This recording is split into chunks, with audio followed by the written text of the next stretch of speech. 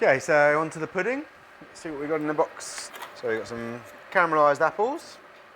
There's a bit of butter in the caramel sauce, so they might need warming up if they've been in the fridge for a while, but try and get them out as early as possible.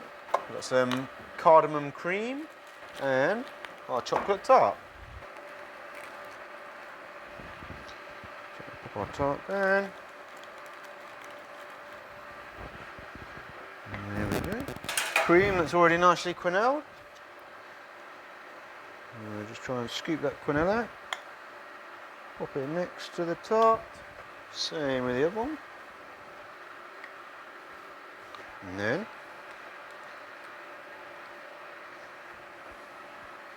don't know where to put these now, but I guess I'm going to go something like this.